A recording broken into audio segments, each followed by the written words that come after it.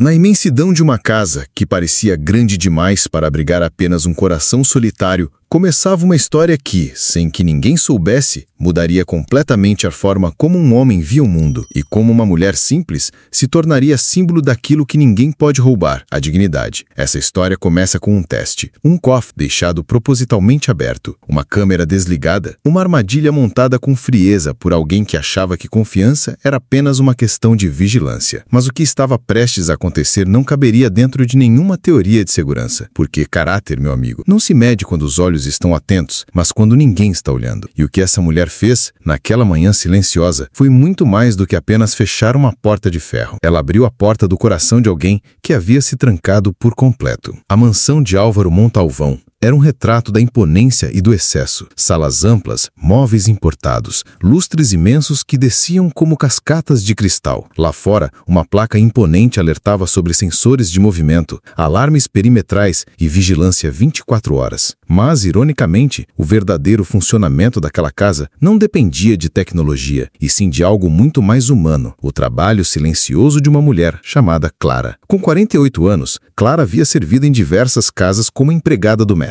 Tinha olhos calmos, passos leves e mãos marcadas pelo tempo. Mas nenhum lugar se comparava àquela mansão, não por causa da riqueza, que saltava aos olhos, mas pela ausência de calor. Lá dentro, tudo era preciso, meticuloso e, acima de tudo, solitário. Álvaro, o dono da casa, era um empresário de sucesso, conhecido por sua visão estratégica e por sua desconfiança quase obsessiva. Construiu sua fortuna começando do zero, vendendo peças automotivas em feiras de rua até fundar uma das maiores redes de autopeças do país. Mas junto com o sucesso veio uma armadura pesada. Ele acreditava que todos estavam sempre prontos para tirar algo dele. Clara não era apenas mais uma funcionária, era a mais antiga entre os 4 empregados da casa e conhecia cada canto daquele lar silencioso como a palma da mão. Sabia quais portas rangiam, quais cortinas exigiam mais cuidado e até os pequenos hábitos do patrão. Como ele sempre deixava a janela da biblioteca entreaberta para circular o ar, mas odiava que mexessem nos livros. Ainda mais no armário disfarçado que escondia um cofre antigo atrás da estante lateral. Era ali que Álvaro guardava documentos, dinheiro e joias de família. Clara sabia da existência do cofre, mas nunca o havia tocado. Não por medo, mas por respeito. Enquanto muitos enxergavam submissão em sua conduta discreta, ela chamava aquilo de prudência. Para Clara, silêncio era sinal de sabedoria, e sua presença na casa era quase imperceptível, mas fundamental. Chegava todos os dias antes das 7 horas da manhã, sempre com o mesmo uniforme impecável, e iniciava a rotina sem queixas, sem atrasos, sem alardes. O salário que recebia era modesto, mas suficiente para sustentar sua filha, Luísa, uma jovem formada em pedagogia que dava aulas particulares quando surgia a oportunidade. Moravam em um sobrado simples afastado do centro e dividiam tudo: contas, sonhos e, principalmente,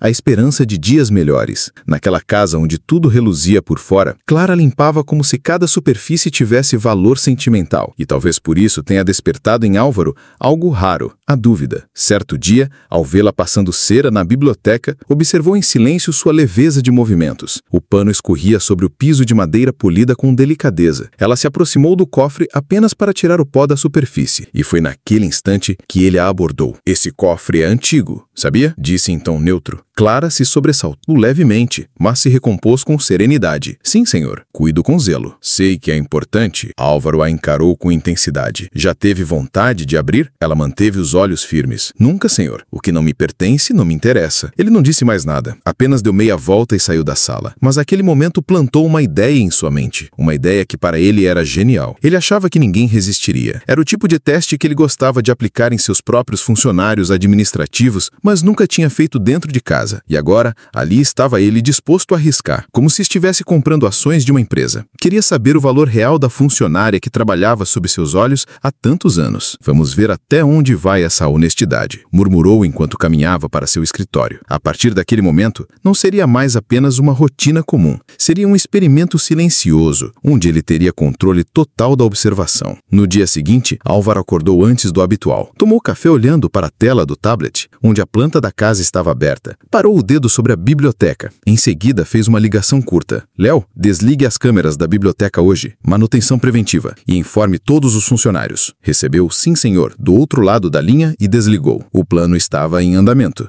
Álvaro foi até a biblioteca, retirou a chave do cofre de dentro de uma caixa escondida no armário da estante, destravou a fechadura e deixou o cofre levemente entreaberto. Lá dentro, pilhas de cédulas recém-retiradas do banco estavam organizadas ao lado de documentos de uma pequena caixa com joias herdadas. Não era uma fortuna absurda, mas o suficiente para mexer com qualquer um. E foi com essa isca que ele montou a armadilha, a porta entreaberta da biblioteca, o cofre com parte do conteúdo visível e o detalhe final, uma microcâmera, que ele mesmo havia instalado anos atrás, escondida na moldura de um quadro, invisível para qualquer um que não soubesse da sua existência. Aquela seria a única câmera ligada naquela sala, um olho secreto, pronto para revelar verdades. A manhã seguiu como qualquer outra. Clara chegou pontualmente, cumprimentou o porteiro com aceno, caminhou até a copa, vestiu o avental e deu início à rotina. Lavou a louça, organizou o escritório, retirou os jornais da varanda. Por volta das 10 horas, seguiu com um pano de microfibra para a biblioteca. Quando viu a porta entreaberta, franziu o senho por um instante. Estranho, murmurou, mas não questionou. Empurrou com cuidado. A sala estava silenciosa como sempre. O aroma do piso encerado ainda pairava no ar. Clara varreu os olhos pelo ambiente e então viu o cofre, aberto. O brilho das cédulas visíveis contrastava com a sombra do armário. Ela se aproximou lentamente, olhou ao redor, estava sozinha. A hesitação foi rápida. Em vez de tocar, ela deu um passo atrás, respirou profundo, caminhou até o cofre e com delicadeza empurrou a porta de volta ao lugar. Verificou o trinco, estava travado. Não tocou no dinheiro, nem nas joias. Apenas limpou o armário ao redor e saiu da sala com a mesma tranquilidade de sempre. Do outro lado da mansão,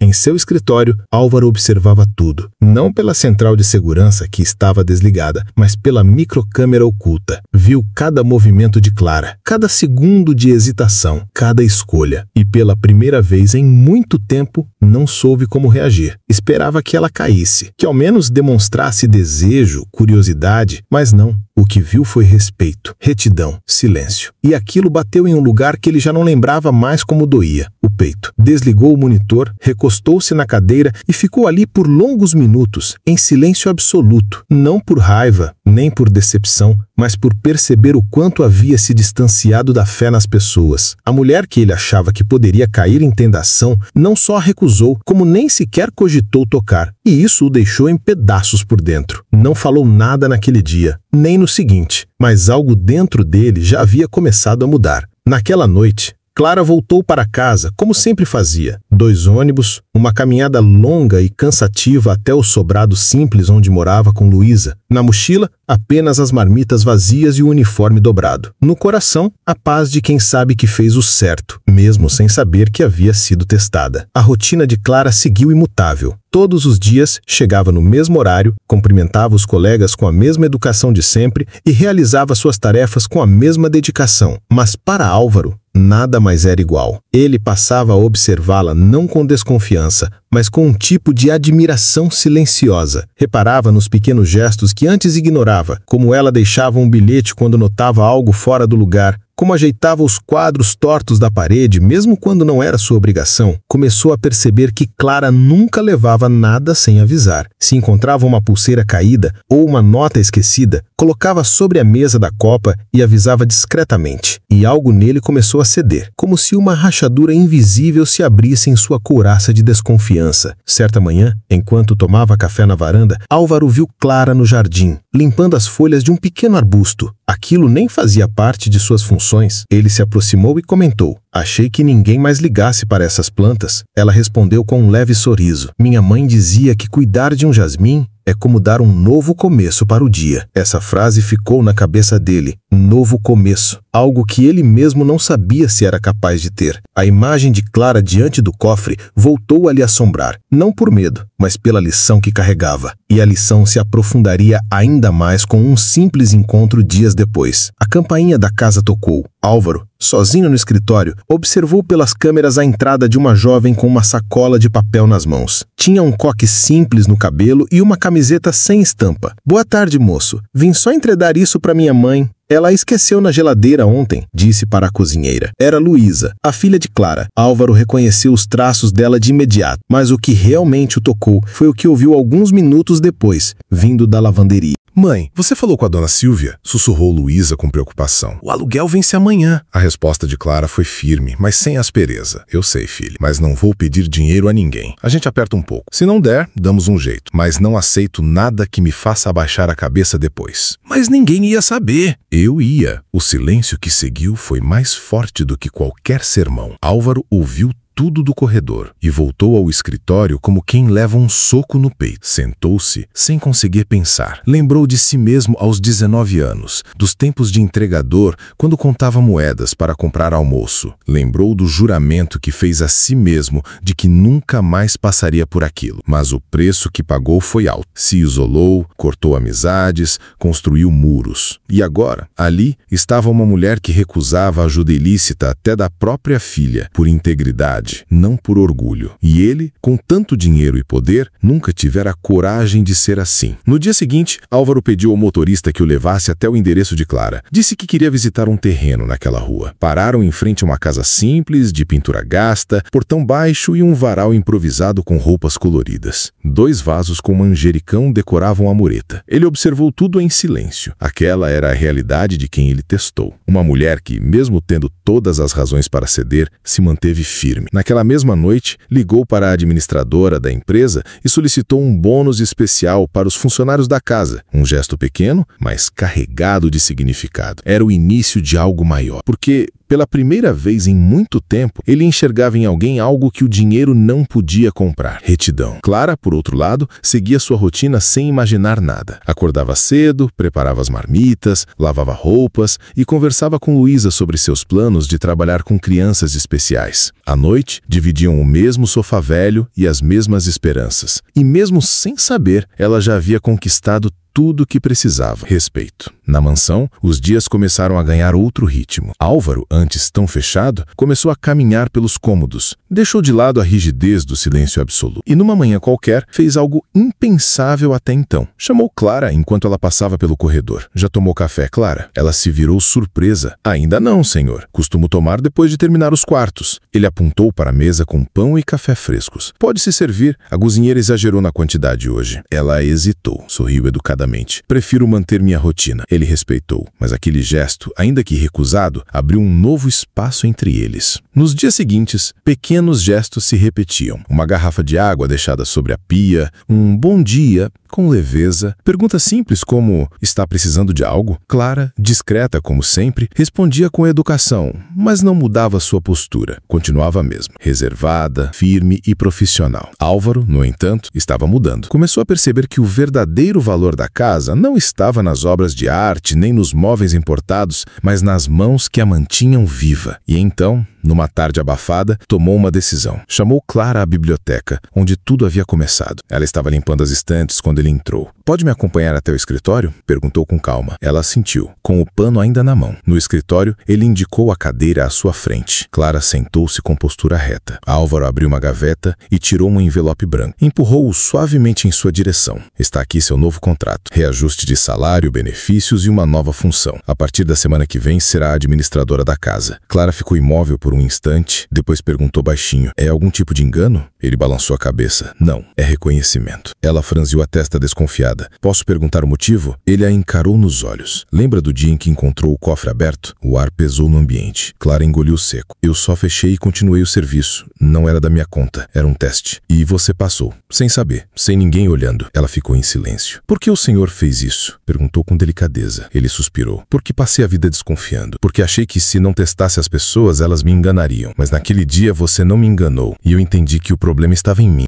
Clara respirou fundo, segurando a emoção. "Obrigada pela confiança, senhor. Mas não acho que sou exceção." Álvaro arqueou as sobrancelhas. "Não, o mundo está cheio de gente honesta. O problema é que elas quase nunca têm a chance de mostrar isso." Ela levantou-se, com o envelope nas mãos. "Eu vou continuar sendo quem sou, com cargo ou sem cargo." Ele assentiu. E naquele instante, algo se selou entre eles. Não era apenas um contrato. Era um pacto silencioso, onde o respeito valia mais do que qualquer qualquer cifra. Com o passar das semanas, a transformação na mansão era visível, mas não pelos móveis novos, nem pelas rotinas alteradas, e sim pelo clima. O que antes era um ambiente frio e impessoal, agora exalava respeito e humanidade. Clara, com seu novo cargo, organizou as funções dos demais empregados com eficiência, mas sem arrogância. Continuava fazendo parte do time, trabalhando junto, sem se colocar acima de ninguém. Apenas usava a autoridade para tornar a rotina mais leve, justa e organizada. Inclusive, foi dela a ideia de revezar os finais de semana entre os funcionários,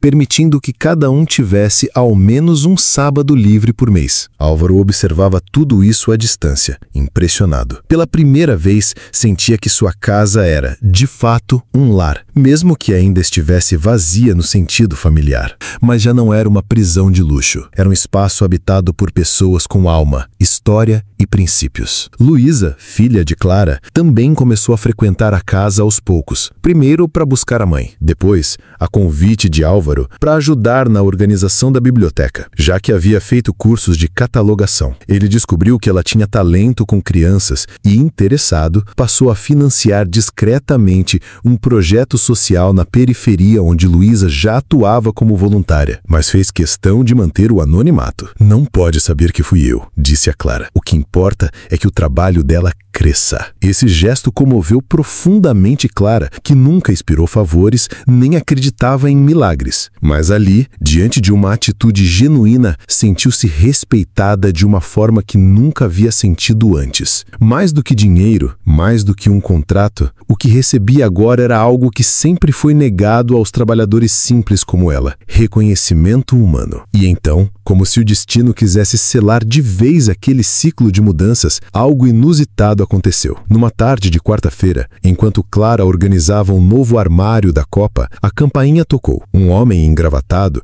com uma pasta de couro nas mãos, anunciou-se como representante de uma empresa imobiliária. Disse que Álvaro havia comprado um pequeno terreno ao lado do centro comunitário onde Luísa atuava e que desejava doar oficialmente o espaço para a construção de uma escola infantil. Clara ouviu aquilo e, pela primeira vez em muitos anos, deixou cair uma lágrima ali mesmo, na frente de um desconhecido. O homem, sem entender, apenas entregou os documentos e partiu. À noite, ao voltar para casa, Clara contou tudo a Luísa, que ficou sem palavras. "Mas por que ele faria isso?", perguntou, confusa. Clara apenas respondeu: "Porque quando você planta respeito, a colheita é generosa." Enquanto isso, Álvaro seguia sua própria jornada interna. Passou a rever sua postura com os funcionários da empresa, visitava as filiais com mais frequência e ouvia os relatos dos trabalhadores com atenção. Pela primeira vez, entendeu que liderar não era apenas controlar, mas cuidar. Começou a investir em cursos de capacitação, criou uma bolsa interna para filhos de funcionários e foi pessoalmente em uma das formaturas